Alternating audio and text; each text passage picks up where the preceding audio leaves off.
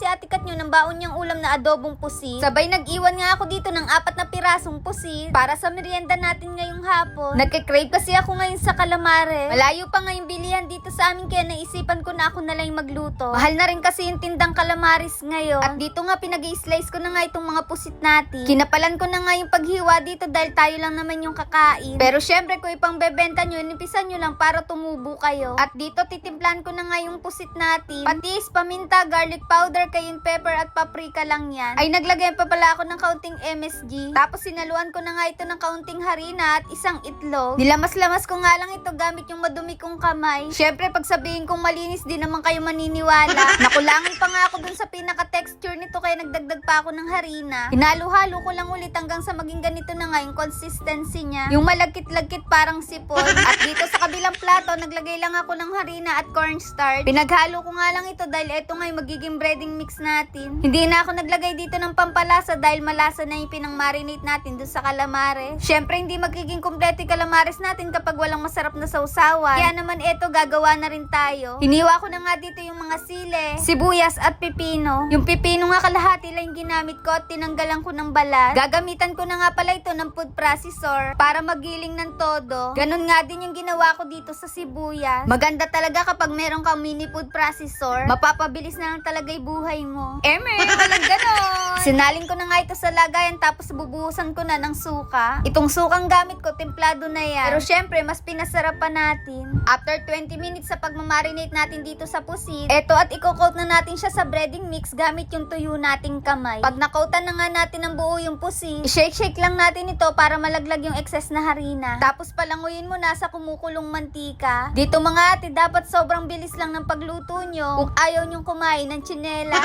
at hindi yun eme. Grabe, tingnan nyo naman yung pagkakaluto natin dito sa calamares, sobrang ganda. Syempre, ang bango-bango din habang pinipirito. Yung 4 na pirasong alanganing pusit, ganito na nga siya karami. Eto na nga ang ating calamares na may masarap na sausawan. Grabe, wag nyo sanang mapanood ng hating gabi dahil siguradong gugutumin kayo. At naisipan ko nga na dito na lang kumain dito sa terrace namin. Kaya yan, nilabas ko na yung folding chair at etong niluto nating calamares. Pinapakita ko pa nga ulit sa inyo mga ate dahil iniinggit ko talaga kayo. Walang ganon! Syempre, masarap din ito kapag may kapares na malamig na coke. So, paano mga ate, tara kain na tayo. At unang kagat first bite.